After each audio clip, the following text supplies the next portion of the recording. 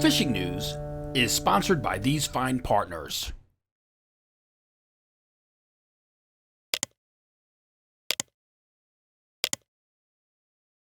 It's December 28th, 2023. I'm Jim Hutchinson, and this is the final video fishing forecast for 2023 here in the New Jersey, Delaware Bay region. I hope you had a wonderful holiday, and we have just one more to go before the curtain closes on 2023. Now, in making our fishing report calls this week over at thefisherman.com, the day after Christmas, Tuesday, there wasn't really a lot to report. I'll be honest with you. Blackfish and stripers, those seem to be your best saltwater bets right now. Although black sea bass and porgies, of course, you have that the rest of this weekend, but then that curtain will close on New Year's Eve. No sea bass or porgies to start the new year. Some boats through the holiday weekend, this past holiday weekend anyway, we're still finding a pick of tog. Although I talked to Jason at Fisherman Supply, and a couple of other guys echoed the same things that Jason said. It's sort of turning into a quality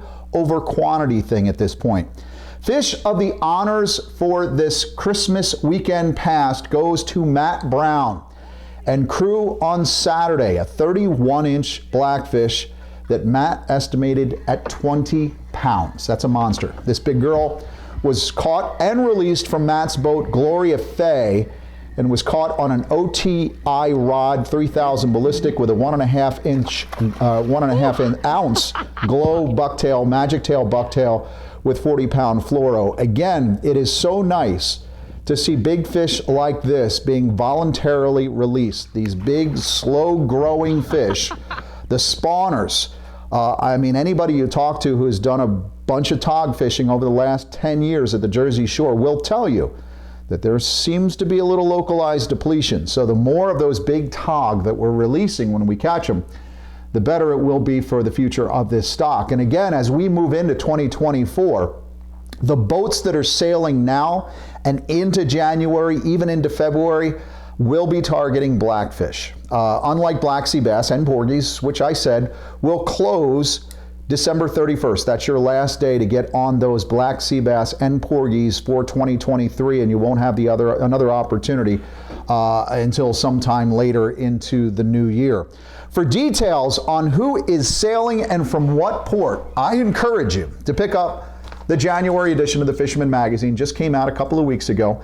It's the one with all the boats on the cover. It's our boat and motor buyer's guide for 2024. I think there's over 50 boats reviewed in here. You're going to see them this boat show season. A bunch of top quality outboards for you if you're looking to repower in 2024. But if you open the magazine and you go to the center, we've been doing this for over 50 years, right?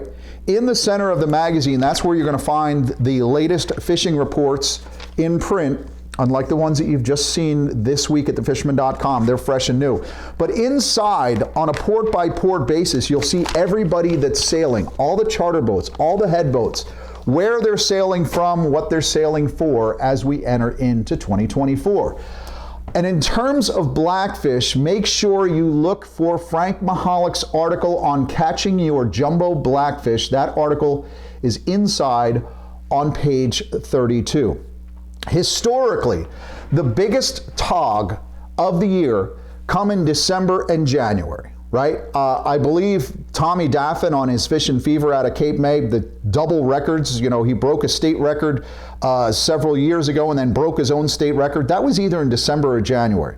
So if you're looking to score and you've got these milder days coming up in January, blackfish does make an excellent opportunity in the New Jersey, Delaware Bay region. And as I mentioned before as well, striped bass is the other pretty solid saltwater option right now that you have, especially along the Jersey coast. Obviously, the action dissipated greatly after that big heave that we had a week ago, last Monday, that giant, enormous heave that we had. And of course, winter is here. Water's getting colder, those fish are on the move. That said, Bob Haynes texted me on Tuesday morning, right after Christmas, about a pretty darn good outing he had on Tuesday the 26th. Bob is from Surf City.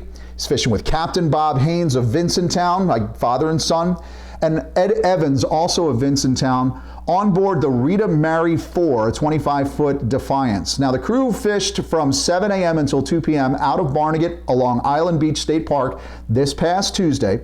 Bobby called it one for the record books. Headed north, found the birds, got into the fish, diamond jigs and swim shads, just drifting with the fish and hooking up. All totaled, 75 fish. That's what Bob told me. The electronics, I mean, if you look at that, they don't lie. Sure, water temperatures at this point are now getting down into the 40s, but there are still bass off the beach. I expect sea herring, scattering of bunkers still around, and of course sand eels as well. A reminder though, if you look at that final photo there, the guys are wearing their PFDs, right? You need that PFD, those personal flotation devices that the Haynes boys are wearing there. In New Jersey, if you're on a boat less than 26 feet in length and underway this winter, underway meaning it's not tied up at the dock, you're not at anchor, but you're actively fishing. One of the new laws that was passed in New Jersey is that you have to have that U.S. Coast Guard certified or approved PFD. Again, one of many new regulations and laws that we saw on the books in 2023. For example, the emergency slot striper decision made by the Atlantic States Marine Fisheries Commission early on in the spring of 2023. ASMFC's emergency declaration that created quite a bit of division and debate, if you will, along the striper coast. I mean, you thought it was difficult with Democrats and Republicans, Biden versus Trump. You ain't seen nothing till you got involved in the striper fishery. It's 100 times worse, way more controversial and highly emotional. And of course, just like at so many other levels, a guy like me who's in the middle just trying to report on this stuff, covering the meetings and trying to break down all the variables of fisheries management measures, I've got to deal with the pure catch and release guy over here, or the guy over here just wants to maybe catch and keep one every once in a while. But with all the striper extremists on 8chan and striperlust.com, whatever they all are, screaming fake news at anyone who dares to deviate from the philanthropic supported playbook, anybody that questions the statistics or even tries to share those statistics, he becomes the bad guy. Tell you what you won't find and who you won't find and where you won't find these out-of-state ENGO-funded stripernistas and the pensioned Wall Street attorneys. You won't find them next Thursday, January 4th, at the New Jersey Marine Fisheries Council meeting, at least not physically. Page 8, news brief section of the Fisherman magazine. Council meets next Thursday, January 4th, 5 p.m. at the Galloway Township branch of the Atlantic County Library. That's at 306 East Jimmy Leeds Road in Galloway. I'll be there and I'll have details on what comes out of that meeting. Typically, it's a slow time of year, but one item of interest that I hope is on the docket next week is porgy or scup. See, one of the big, bold management decisions earlier in 2023 was shutting down the porgy fishery for essentially the first half of 2023. That could change. Earlier this month, the ASMFC, alongside of the Mid-Atlantic Fishery Management Council, decided to allow individual states to reopen the porgy fishery. Now, again, going back to the January edition, all this stuff is connected, right? Pick up that January edition. Look at my article, What's in Store for 2024. We still expect a 10% cut on porgies sometime in 2024. However, the states will be able to use some of those cuts, but also try to manage a winter season. Thus, when sea bass is closed as of New Year's Day, perhaps at least some point in January, February, I don't know, but maybe the state will be able to open up that porgy fishery in New Jersey. So again, we'll find that out. Maybe the topic gets broached next Thursday in Galloway. If it does, I'll let you know. We did see a lot of changes in 2023 over 2022, some big events, state records, and a few major losses as well. But one fantastic addition that we had here at the Fisherman magazine, our full-time lineup, my friend, new coworker, a fresh out of college and full of enthusiasm, Jenni Ackerman, who joined the Fisherman magazine earlier this year as our new media coordinator, but has now been sharing a weekly segment for us in the New Jersey Delaware Bay Edition video fishing forecast. Let me just say, Jenni, old guys like me appreciate your perspective greatly this year. Hi everyone, welcome to this week's Open Boat. I just wanted to take the time to thank all of the Fisherman magazine viewers for welcoming the Open Boat series into their weekly video fishing forecast viewing experience. Whether you saw me in the New England, and Long Island, or the New Jersey editions, I hope you learned a lot from my Open Boat videos. Reflecting back, I think we did about 25 videos.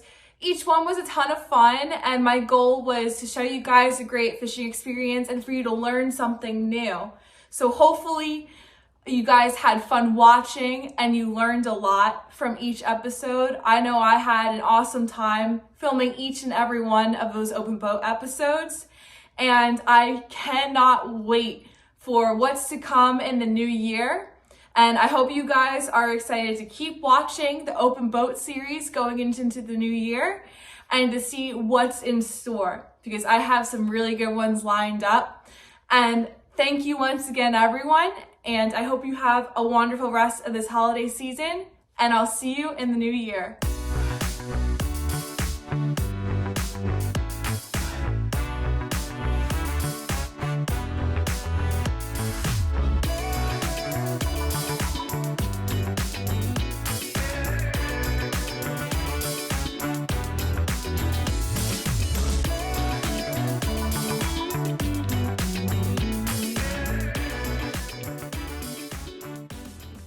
Now, you can meet Jenni next week. The Wildwood Fishing and Boating Expo is Saturday and Sunday, January 6th and 7th. Jenni has a seminar planned for sometime on Saturday the 6th.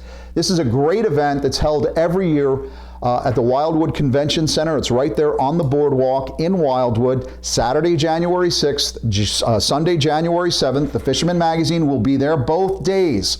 And we will have a nice gift for you.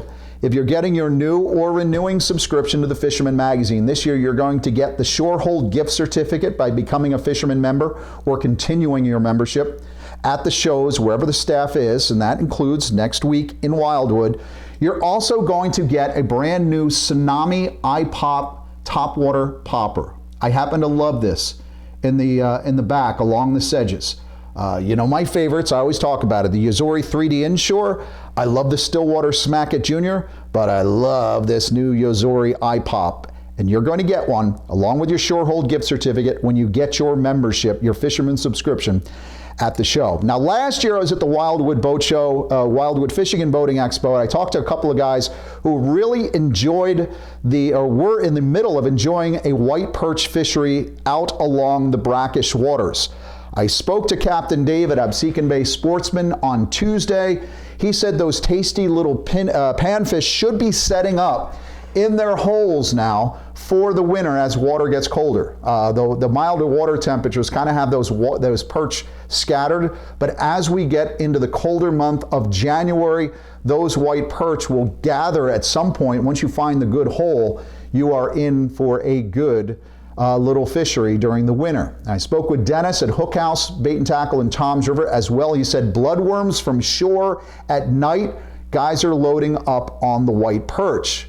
But the big news coming out of the Toms, according to Dennis and a couple of other folks I spoke to, stripers into the 30-inch class are pretty thick in the Toms River right now. Kayakers and guys in skiffs, they're getting them. Blind casting with swim shads. The NLBNs will get you onto some fish, maybe a Rapala X-Rap. Lesser so from shore, but just not a lot of guys soaking bloodworms right now. It's been mild thus far. Water temperatures are warmer. We should see a lot of winter over striped bass throughout the Garden State, throughout New Jersey, Delaware Bay, the Delaware region as well. Just remember that in addition to the sea bass and porgy closure that's on the books starting January 1st, when the ball drops, it also marks the end of targeting striped bass in the back bays and rivers in the Garden State. No targeting striped bass from the Toms or the Mullica, the Hackensack, the Raritan, the Mullica, Great Egg, down along the Delaware tributaries in the Garden State. And I would expect that similar to last year, you're going to see enforcement folks out there in areas where guys are throwing plugs with treble hooks for white perch. Legally, folks, we have to keep our powder dry in the back until March 1st. Where I do hope to be at some point this weekend, perhaps January 1st, when the weather is nice, I love to head out on some of the local streams in New Jersey looking for trout. There's never any ticks, very few crowds, and if you find a nice pool, you have some of those holdover trout are usually very hungry. We'll get you all licensed and registered in about 2 minutes, but first let's head out west to check in with my friend George, the Pocono Outdoors guy. But there's still a lot more fishing to go. Times are tough right now. You know, we're still seeing those mild temperatures. Not any ice in sight, guys. I know next week we're even looking for temps in the mid-20s to start the day. They're still up in the mid-30s during the day, so that's a really tough environment to grow some ice.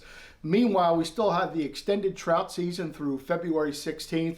So there's a lot of things we can get out and do. Again, the trout, the rainbows, the brown trout, even some brookies around. Smallmouth are still biting good up in the Susquehanna, on the Delaware. You got some walleye. Of course, you got the pike and the muskie still. So there is still a lot of good fishing, guys. We'll keep an eye on this ice. I don't know if we're going to see any. It might be mid-January before we even see any kind of ice in the area at all, but you know you'll hear about it first right here. So guys, get out and get on them. Let's start this new year right. Have a happy and safe new year, and we'll catch you soon. From Pennsylvania, I'm George, your Pocono Outdoors guy. Looking back at 2023 in terms of fisheries in New Jersey and Delaware, some ups and downs when I look at the season. Let's wax poetic about the season past. Striped bass, of course, as I mentioned before, we saw an unheralded emergency action in terms of that 28 to 31 inch slot limit. Now, the rationale for that decision, because a lot of people always ask, was to protect the stripers that were born in 2015. That represents the last good spawning year overall along the coast. You'll find this in a full write-up at thefisherman.com that comes from the June edition. ASMFC declares striper emergency. But this chart from that article on screen explains the dilemma. You see, we have a rebuilding target to hit, which would put us at a near historic high for striped bass. We have to hit that target by 2021. However, because there aren't enough baby stripers coming into the system, we can't reach that goal. So that 2016 recruitment year, those stripers that were actually born in 2015, they're considered recruitment in 2016. Those fish are about 31, 32 inches this year. So that's why ASMFC made the decision to take those fish off the harvest table to protect that larger, more robust year class, 2015, 2016. I have no idea what this is going to mean to the year class that came after, because 2017 and 2018, right, they were like anybody wanted to harvest fish. The problem, of course, is recruitment, baby bass. Now, coast-wide, ASMFC considers all of the major spawning estuaries as one. So, for example, the big ones, if either the Hudson or the Chesapeake is down, it upsets the entire apple management cart. So when you look specifically at the Chesapeake, going back to 2019, it's not good. Those low bars there on the columns that are going up and down, not good. Conversely, the Hudson River was down in 2019 as well, but spawning success was over the long-term average from 2020 through 2022. Now, the 2023 Hudson and Delaware Young of the Year trawl surveys should be made available in the next few weeks, and I'm anxious to see what those results bring. We'll see what kind of striped bass management changes come about when the ASMFC meets again January 23rd to 25th. But again, when those Delaware and Hudson numbers are in, I'll share them right here. You've got some people say the glass is half full, some people say the glass is half empty. I just see it as a glass of water. So if we get a good recruitment year out of the Hudson, it's not death and destruction. Even though the Maryland, there's something wrong down there, man. Chesapeake, certainly something wrong. We shall see. I've gotten several messages in the last week or two from folks asking about Mako sharks. Let's go back to January of 2022. I wrote an article for the Fisherman called ICAT Takes a Bite Out of Mako Fishing, the no harvest rule that started in 2022. Well, that started a 2-year moratorium on Mako sharks that some folks said, hey, look, 2024, that's the end of the 2-year sunset clause there, right? Wrong. I spoke to a friend of mine who's heavily involved in the overseas wrangling for highly migratory species. He was pretty frank with me. I said, you think we're going to see any change in Mako in the next year or two? He said, don't expect to see a Mako fishery again in your lifetime, Hutchinson. The good news for you young bucks, I'm 56. We saw some records broken in 2023, a couple of blue cats in Delaware, and a brand new king mackerel state record in New Jersey over the summer. Dominic Vercella, 67.45 pounds out of Manasquan Inlet. That was on the cover of the August 14th, 2023 edition of the Fisherman magazine here in New Jersey, Delaware Bay. Jim Pachek, he made the cover of our June 5th edition with a brand new state record hybrid striped bass caught on May 24th while fishing for walleye at Monksville Reservoir in the early morning hours. That wiper weighed in at 17 pounds, 12 ounces for a new state record in New Jersey. But we kicked off the year in grand fashion for 2023 with a 21-pound blackfish for Tommy Fariello aboard the Cape May Lady. He caught that on January 8th. It was featured on the cover of our February edition of the Fisherman magazine. The question I have now, as we look at this New Year's Eve weekend, is whose 20-pounder will be featured prominently on the February 24 edition of the Fisherman magazine. Sadly, looking back at 2023, we lost some good friends during the past year as well. I learned earlier this winter, of the passing of Milt Roscoe, noted author, longtime fisherman contributor. He died at the age of 92. Legendary Jersey Shore surfcaster and Shark River fixture, Bobby Matthews. You know him from Fisherman's Den in Belmar. He passed away a few weeks back, early fall. A super, super great guy, if you ever had the pleasure to spend any time with Bobby Matthews. Joan Harrison, patriarch at Baywood Marina in Brick and longtime Marine Trades Association New Jersey member, also passed away not too long ago in 2023. Our condolences still to husband Ed and Skip and the entire Harrison family. The list is too long, regrettably. It always is. You get to the end of a year, you look back on the good times, the bad times, and we always lose a few good friends and family members during the course of the year.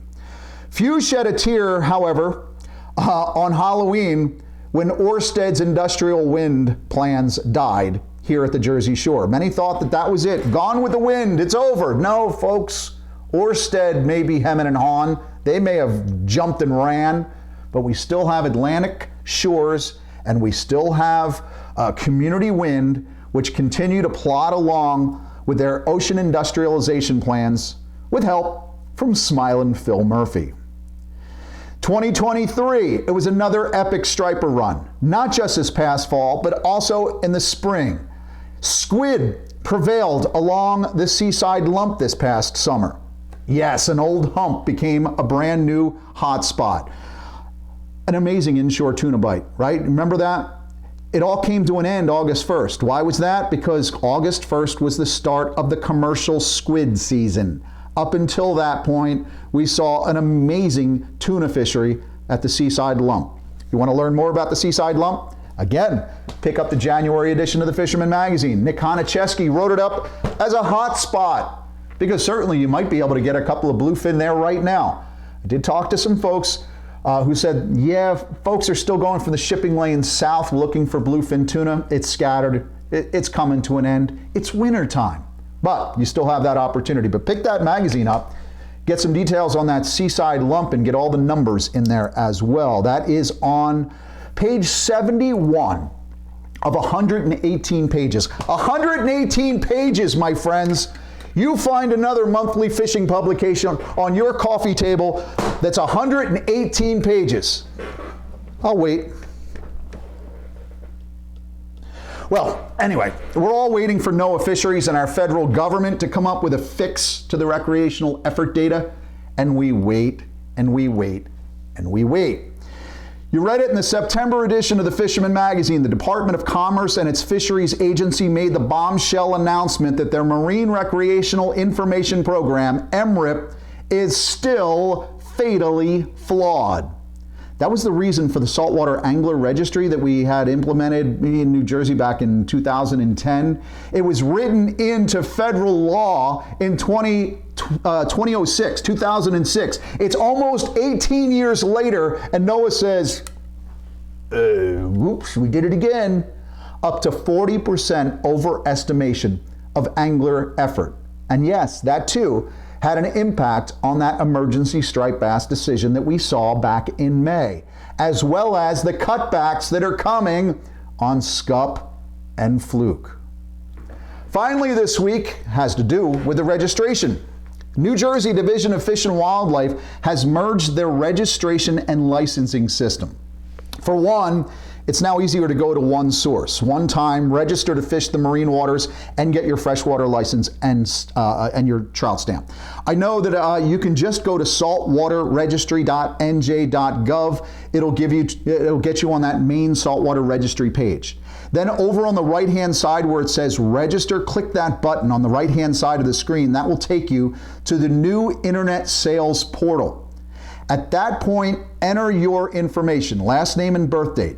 It might give you another prompt at that point to put, like, for example, your social security number in, but that'll guide you through the system.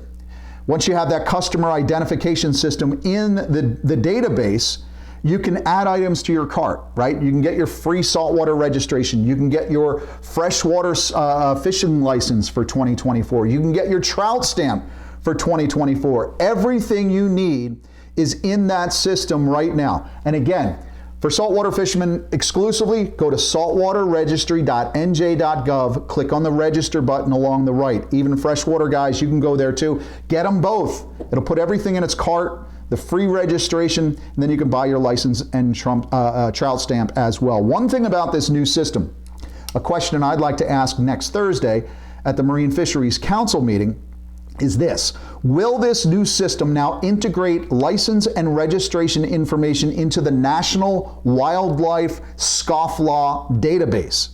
You see, in other words, for dirty, rotten scoundrels who have lost the privilege of fishing in other states, will they have their privileges revoked in the Garden State as well? Once these databases connect, if you lose your license in one state, will you lose your license and registration in another? It's a brand new year ahead. Let's hope it's a good one with plenty of fish, plenty of fishing opportunities, and a kinder, gentler nation of anglers. An old man can wish, can he? Hey, God bless. Enjoy the weekend. I'll see you again next week right here at thefisherman.com.